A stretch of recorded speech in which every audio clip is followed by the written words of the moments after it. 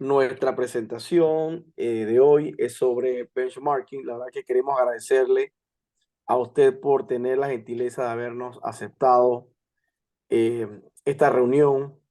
La verdad que vamos a hacer una presentación breve desde su hoja de vida y usted nos dé luces de lo que procede en este tema de lo que es el benchmarking.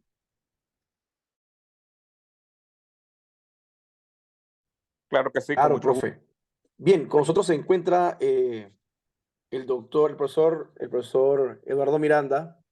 El profesor Eduardo Miranda es un profesional panameño de origen chiricano, eso hay que decirlo. El profesor estudió en Loyola University, estudió comercio internacional, es experto en comercio internacional, tiene más de 25 años de ser docente universitario y ha trabajado para diferentes organismos, como por ejemplo lo es AstraZeneca, ¿no? Que son farmacéuticas transnacionales Correcto. y ha trabajado durante muchos años este tema. Profesor, fíjese, en el grupo el programa doctorando que estamos cursando de doctorado en ciencias empresariales de la Universidad de Panamá, nos ocupa el tema en este momento de benchmark. Y para muchos de nosotros, que mi área específica es recursos humanos, la compañera Mirna Nieto que está aquí acompañándonos, es el área de contabilidad, la compañera Eliana Molo, que es del área de logística, y así otros compañeros son de otras especialidades. Para nosotros, hablar de benchmarking es un tema, digamos que nuevo.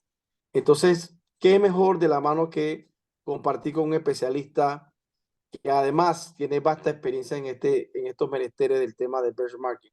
Profe, ¿qué es benchmarking? Preséntese un poco y háblenos usted. Y además también Bueno, nos habla de benchmarking. ¿Qué le parece? sí, sí. Sí, primero que todo, muchas gracias pues por darme esta oportunidad de compartir con ustedes y muchos éxitos en lo que ustedes están en este momento desarrollando como estudiantes en el doctorado. Eh, sí, he tenido la oportunidad de trabajar para muchas empresas multinacionales y definitivamente todas de ellas uno aprende y genera. Pues puedo decir que ha sido las verdaderas escuelas donde uno vierte conocimiento. En este caso que nos ocupa benchmarking, este es uno de los principales pilares en el área. Voy a hablar específicamente en este caso de una empresa donde yo trabajé por casi 6 años, una empresa alemana dedicada al sector automotriz. Entonces, aquí, ¿por qué tomó tanto relieve la parte de benchmarking? En el hecho de que cómo nosotros desde las empresas estamos viendo cómo se desenvuelve el mercado. Es decir, es un estudio de las condiciones de cómo las personas se movilizan y compran diferentes artículos. En este caso, a nosotros nos interesaba el tema automotriz.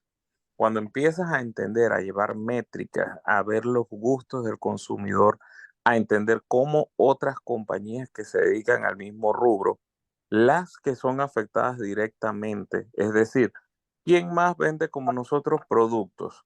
En este caso en particular mío eran productos de alta gama.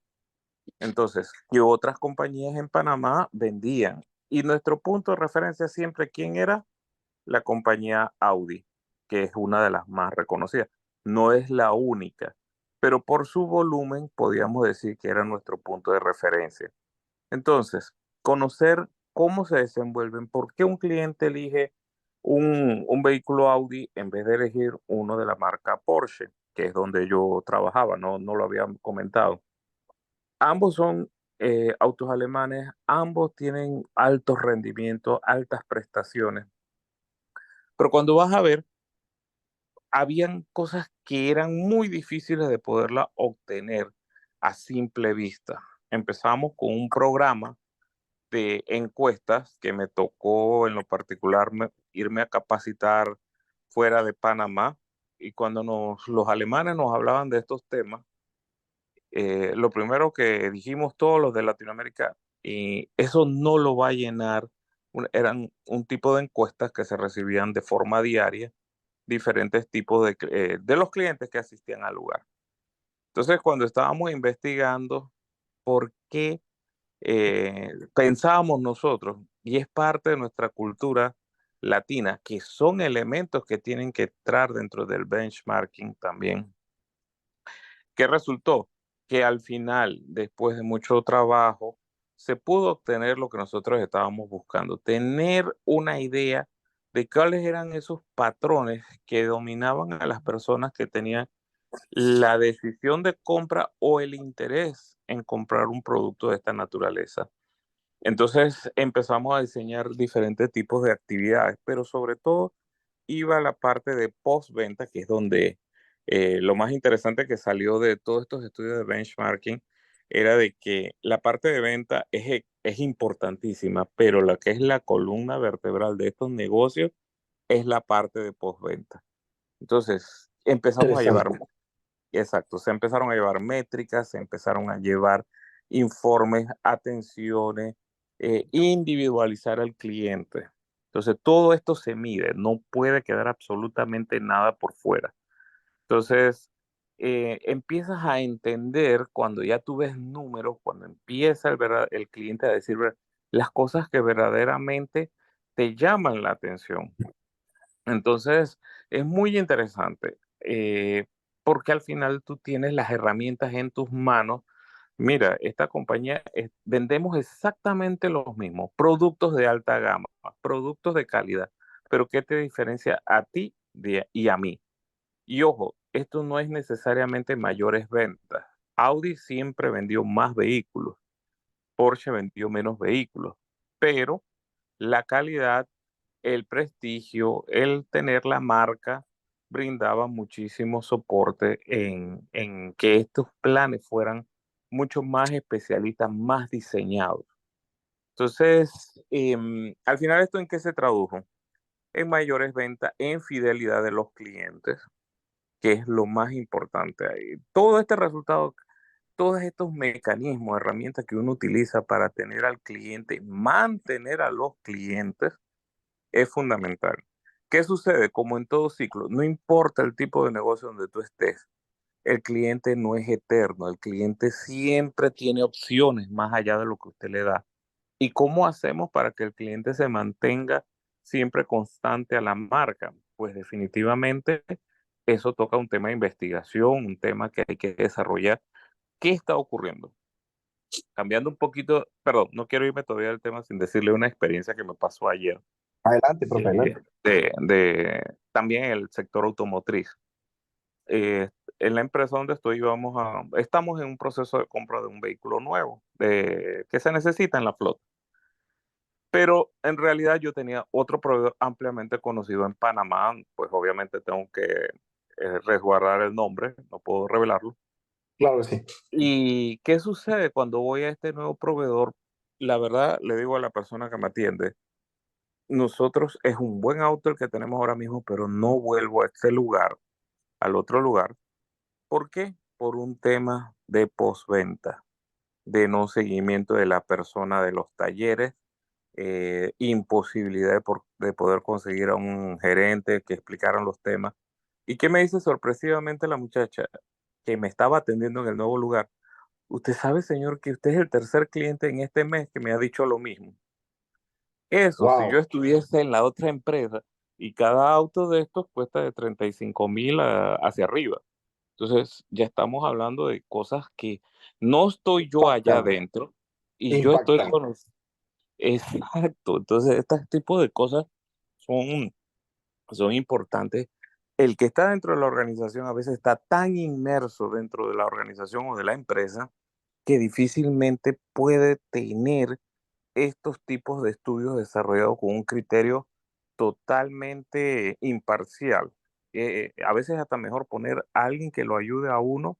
Eso depende de la organización, pero a veces es bueno que la vista externa, porque probablemente ellos en esta empresa donde están perdiendo ventas no estén desarrollando el tema de servicio al cliente. Quién sabe si sus métricas no son las correctas, pero cuando esta persona me dice a mí que soy el tercer cliente que se va de la otra empresa para acá y los que están acá, que están recibiendo el producto, que bueno, los elegí pues a ellos, que no me ofrecieron nada del otro mundo, qué bien los estoy recibiendo, pero yo estoy clarísimo que no sé cuán sostenible será eso en el tiempo. Claro, Entonces, definitivamente, estas investigaciones son importantísimas. Otra área que les puedo hablar mucho es en el tema de hotelería.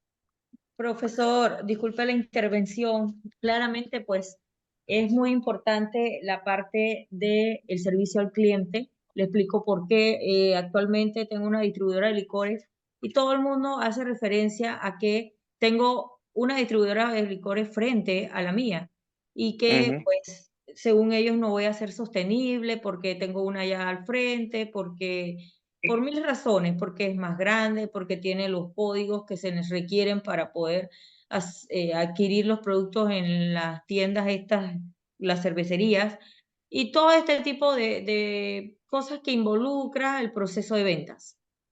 Entonces yo me baso y me enfoco primordialmente en la atención que le doy al cliente, porque es lo Correcto. primero que se percibe.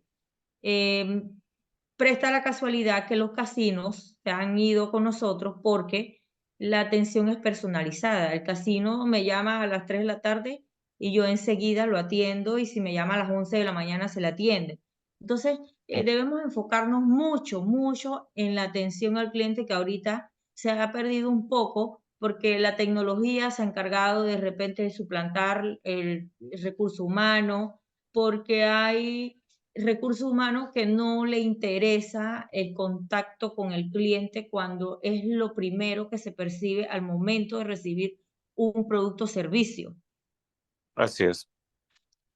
Interesante lo que usted me comenta y solamente para ahondar que la parte esencial que muchos empresarios pierden de vista es, ya estoy en el negocio, estoy vendiendo, pero los negocios son constantes, hay evoluciones.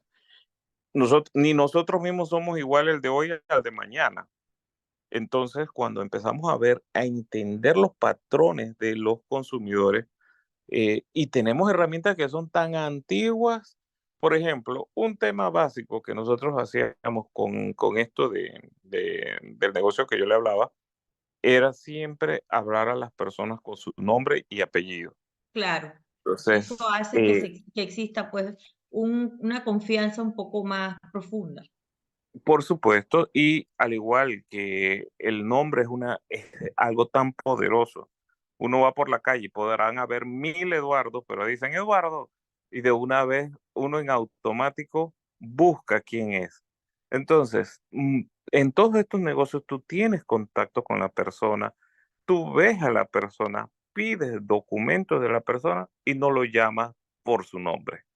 Entonces, eso de partida, muchas empresas lo que han hecho es explotar esas herramientas básicas.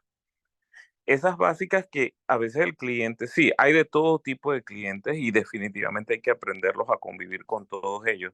Pero Sí, cuando exacto. tú, No siempre el cliente tiene la razón, no siempre el cliente es el mejor, en eso podemos estar claros, pero hay que enfatizar primordialmente en que puede existir la mayor tecnología, pero si yo no tengo el trato, la calidad del así es, servicio con el cliente, no logro el objetivo. Y los empresarios hoy en día se enfocan primordialmente en cumplir con los objetivos, en llegar a las metas de las ventas, pero olvidan lo primordial, que es la atención al cliente. Hay empresas que incluso se olvidan quién es el primer cliente que tuvieron, quién es el que más les compra, de repente lo manejan por los números, pero no saben que el más constante no es el que más les compra, pero el más constante también es valioso porque es constante, nunca para.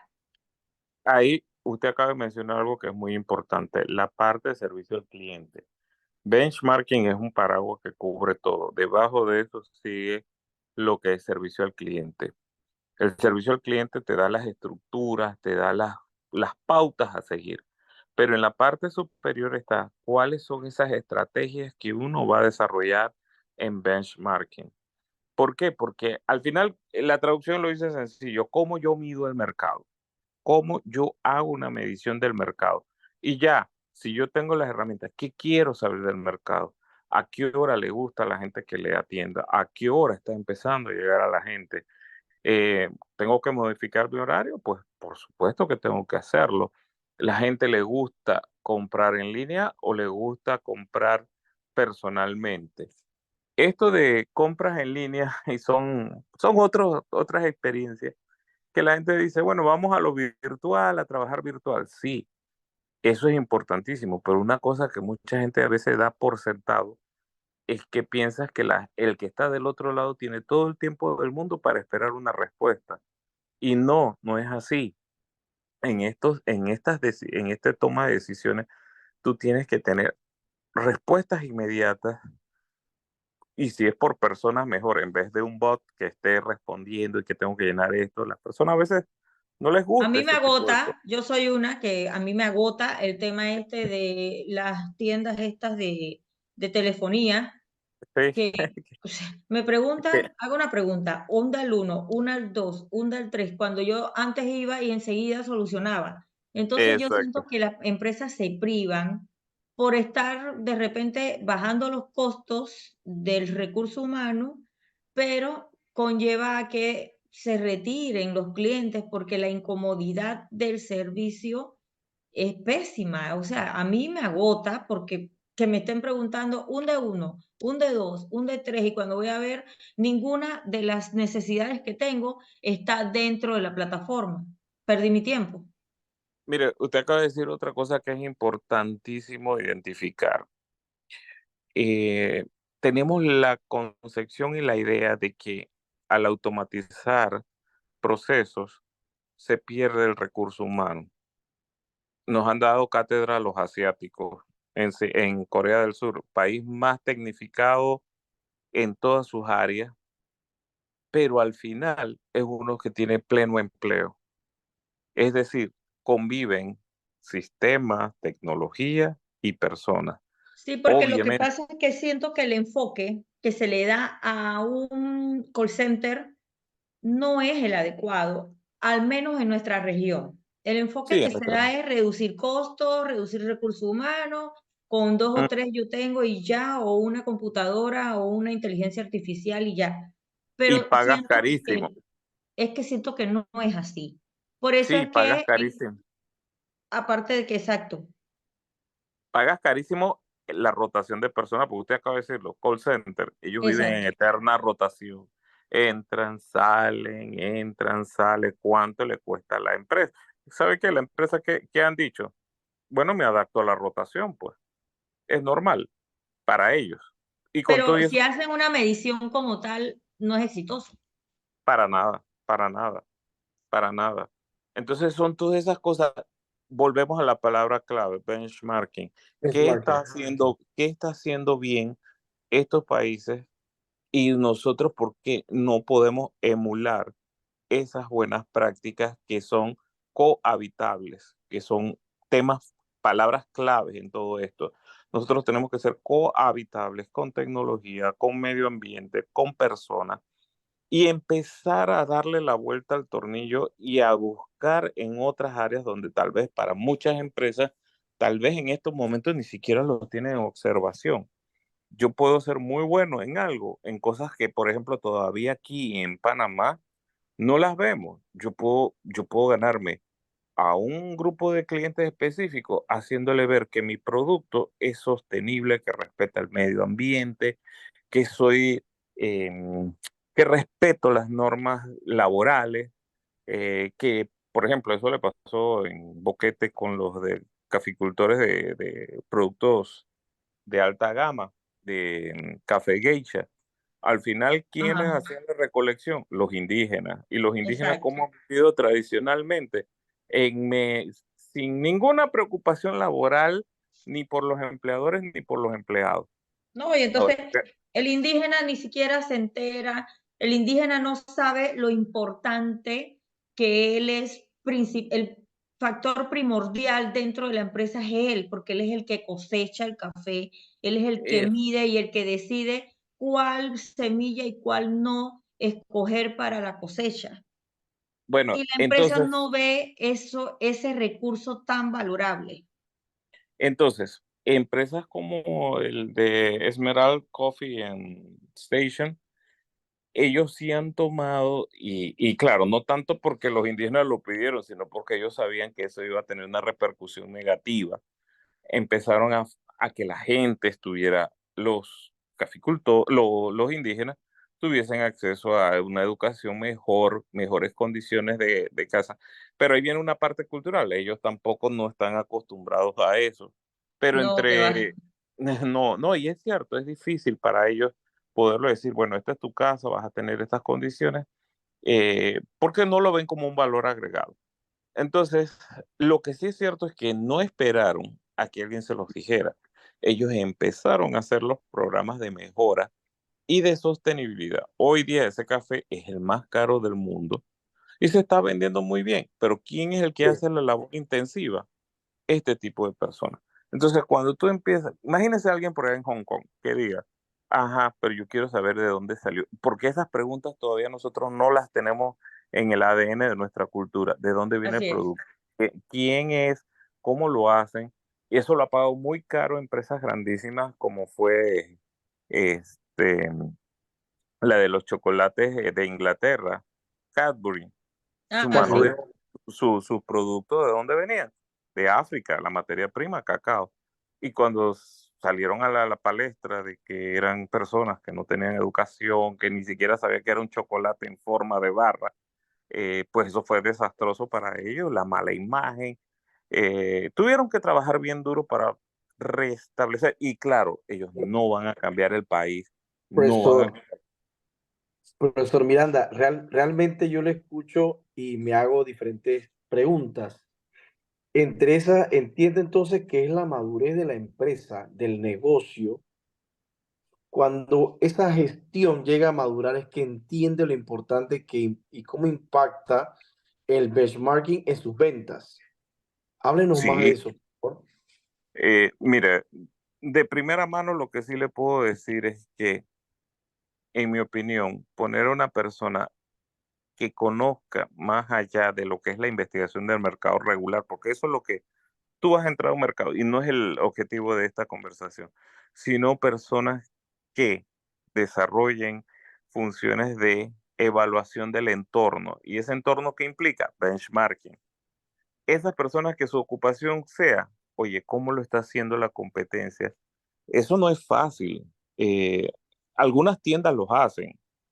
Por ejemplo, Zara tiene personas que se dedican exclusivamente, vaya de vidriera en vidriera en las principales tiendas para ver cómo está puesta la ropa. Pero Eh, Sara tiene una debilidad o un área de mejora, como dice el compañero sociólogo.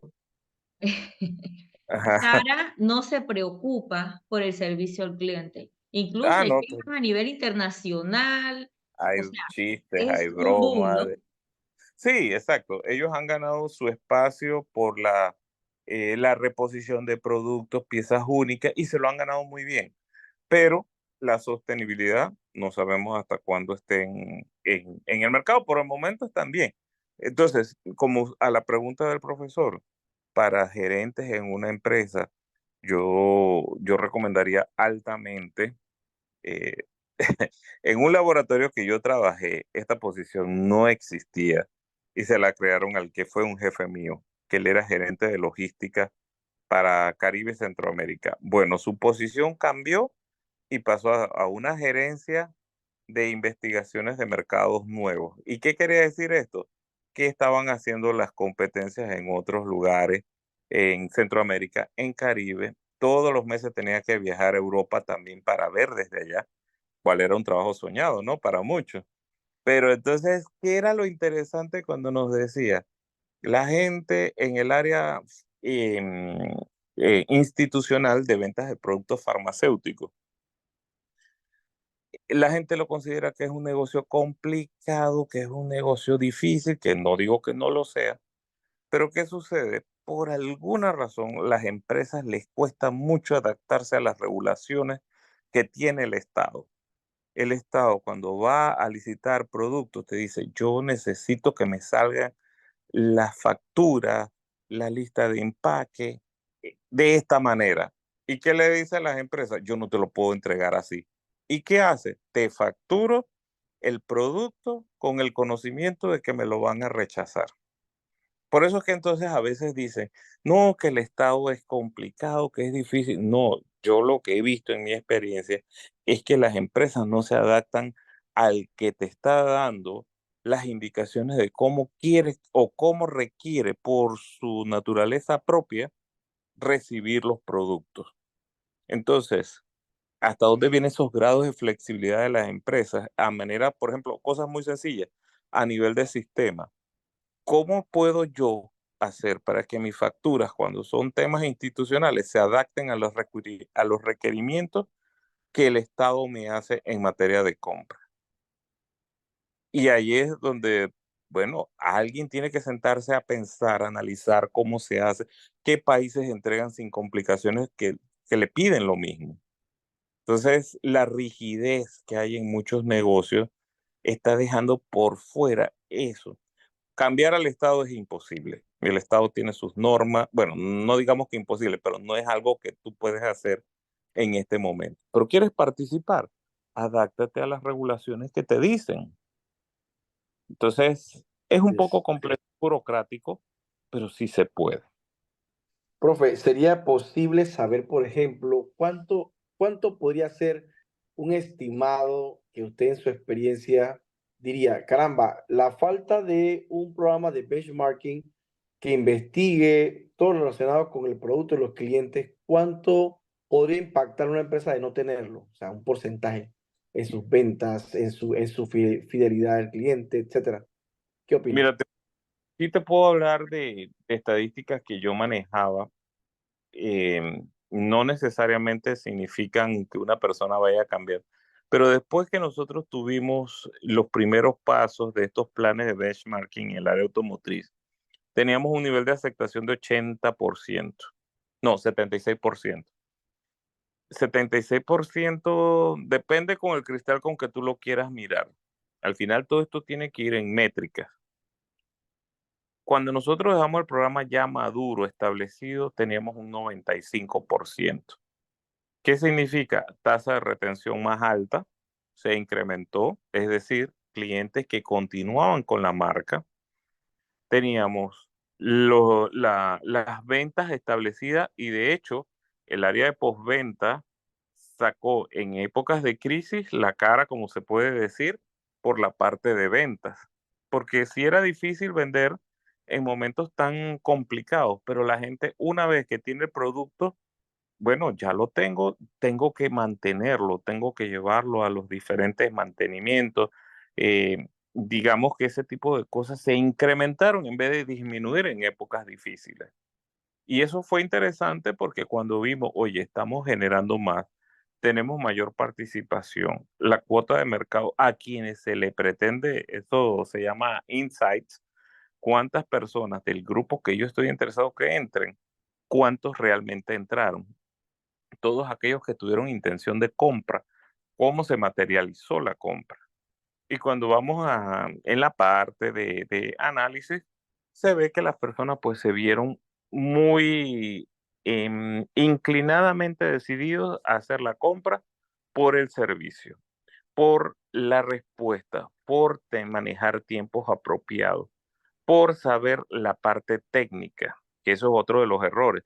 Puedes poner a una persona que sea muy buena, pero si no lo preparas en la parte técnica de lo que tú estés haciendo, por ejemplo, como dijo la profesora, en una tienda de licores, tú necesitas saber el manejo de licores, y no solamente de licores, sino de todo lo que gira en torno a la venta Claro, de las fechas de vencimiento, la rotación del producto, los la gustos de las manera personas. en la que lo vas a colocar en las estanterías, o sea, todo, es un proceso bastante amplio.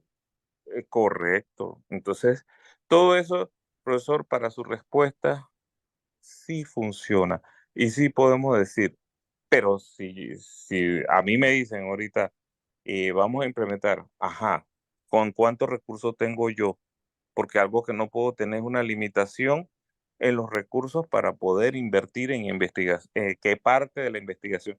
Y no solamente mi investigación de mercado propia, sino investigar cómo lo hacen los demás, las compañías que se dedican a hacer exactamente lo mismo que yo en primera instancia. En segunda instancia, son aquellos sucedáneos que en algún momento, por alguna razón que no los puedo descartar, que también se dedican a hacer lo mismo o están en el giro del negocio.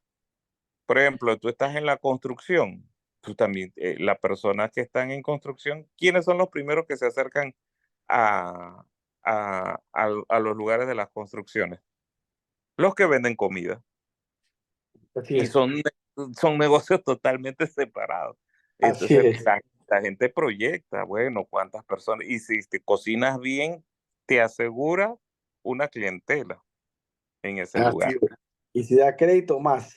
Y si da crédito, ¿no? Y todo eso es válido. Hasta Claro, dónde yo puedo claro. controlar, y no se hacen más cosas porque no, la gente no tiene todavía la visión de todos esos negocios periféricos. Salen todos esos constructores llenos de plata con ganas de gastarla. Entonces, ¿cómo lo usas? Es un, digamos que es un Qué amplio interesante, campo? qué interesante. Y eso subyace mi siguiente pregunta.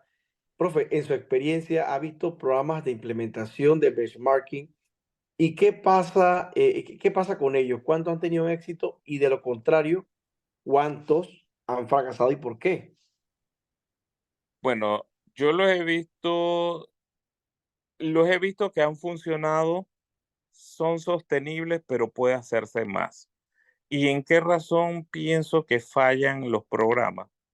En la sostenibilidad. Es decir, hasta dónde la empresa está dispuesta a pagar por esas investigaciones analizando competencias ajenas. ¿Por qué? Porque viene en ese momento, una decisiones que tú tienes que tomar. O me investigo qué es lo que yo quiero en el mercado o investigo lo que están haciendo los competidores. Entonces, para algunos eso le puede sonar muy complicado, de que qué voy a hacer, cómo voy a ponerme a investigar. Tengo una anécdota, dos anécdotas del área farmacéutica. En el mundo, como yo le digo a mis estudiantes, una cosa es lo que tú aprendes de los libros, lo que tú ves, que es fantástico, es importante, pero el campo real es una batalla. O sea, todos los días en el mundo farmacéutico es una batalla fuerte, muy, muy fuerte. Algunos usan unos recursos poco, le digo yo, no muy ortodoxos, pero al final, ¿qué buscan? Información. Entonces,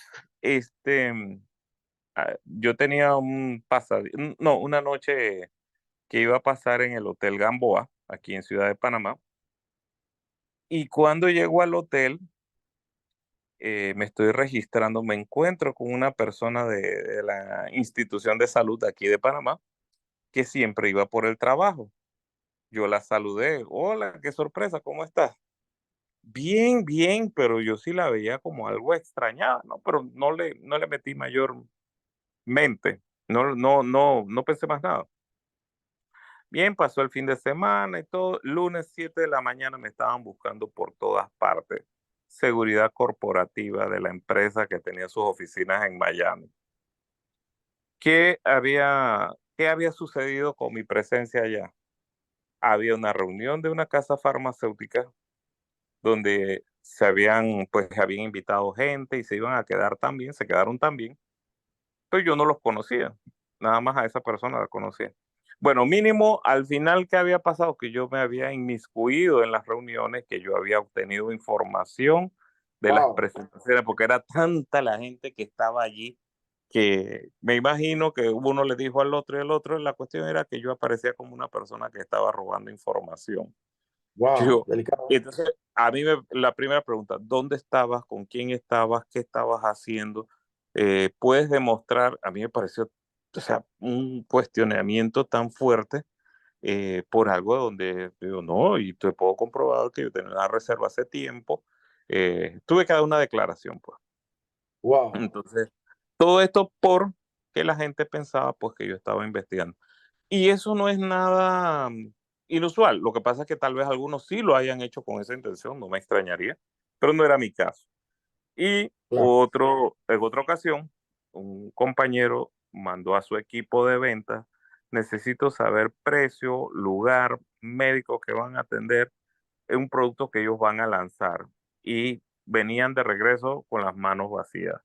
venían con las manos vacías. El gerente de ventas sale de viaje y en Tocumen las sillas antes estaban una de espalda con otra. Y Correcto. el señor estaba, el de la empresa, estaba tranquilo, esperando lo del vuelo y atrás se sientan de dos personas. Bueno, vamos a empezar a hablar del producto y sacan el producto que él había estado buscando información. Y el otro le decía, ¿y en dónde lo vamos a vender? Lo vamos a vender en esto. ¿En qué precio? En este. Y esto va a ser la estrategia. Toda la información se la dieron sin querer, sin saber, a la persona de la empresa. Entonces, Wow. este es el día a día. Uno tiene que tener muchísimo, o sea, sí vas a investigar cómo lo hacen los demás, pero hay que también guardar la línea ética, una línea de respeto, una línea de investigación, porque al final, digamos que si es por no perder el enfoque, mucha gente pierde el enfoque, no es el producto, sino cómo tú haces tus buenas prácticas para tener a tu gente, a tu clientela satisfecha, que eso es una de las primeras cosas Claro. que yo digo, hay que tener muchísimo cuidado, no confundir las cosas. Yo no voy a robar tu producto, yo no voy a hacer, sino yo quiero saber tus buenas prácticas. Y una de las buenas prácticas que es en todos los negocios, siempre dé respuestas rápidas, siempre salude cortésmente, siempre diga señor, señora. Trate de evitar eso de que ya soy cliente tuyo, yo pierdo esa franja de respeto. Ser genuino con las cosas que tú haces porque esas son las cosas que realmente dan valor en las estrategias. Valor. Y Ujú. diferenciador, ¿no? Y diferenciador. Así es, así es. Profesor Eduardo, yo quiero agradecerle en nombre del equipo, en nombre también de pues, los compañeros del doctorado en ciencias empresariales, el tiempo que nos ha dedicado, la verdad, y haber superado los temas técnicos. Así que realmente para nosotros ha sido un verdadero placer. Con mucho Este gusto. video yo se lo voy a compartir y lo vamos a compartir también en la universidad para que se pueda nutrir de su experiencia, de su bagaje y que efectivamente aporte valor en cada uno de nosotros. Con Gracias, profesor. mucho Mira, gusto y cuando quieran que les hable de temas farmacéuticos, productos huérfanos, son negocios increíbles, son cosas que mucha gente no los conoce y que realmente pues generan interés cuando uno entra en este tipo de negocio. Profesor, para mí fue un honor, la verdad. Fue grato escucharle. De verdad que dentro de la experiencia, pues, se conjugan un sinfín de opiniones que a las finales, pues, radican en que el servicio al cliente es primordial en todos los aspectos, sea servicios, sea productos, lo que se esté ofreciendo. Y pues la base del best marketing, perdón, del best, ay, se me olvidó, Benchmarking. Benchmark. del best marketing, benchmarking. pues hay que retomarlo, hay que llevarlo a nuestra sociedad y a nuestra clientela. Así es, así es. Siempre y siempre la clave en todo esto, mediciones. Mediciones, cómo lo estoy haciendo, cuál es mi nivel, cuál es el nivel de satisfacción de mis clientes, cómo estamos encaminados, qué estrategias voy a desarrollar y que esas estrategias no sean desarrolladas de hoy para mañana, sino que sean sostenibles en el tiempo. Sí, porque ahora trabajamos sobre el resultado y no sobre las mediciones. Ese es un tema Así es. delicadito. Así es. Ujú. Gracias, profesor Bueno, Miranda, Feliz por dedicarnos noche. tiempo. buenas noches a ustedes también, que pasen Hasta muy bien. luego. Gracias. Muy Adiós. amable.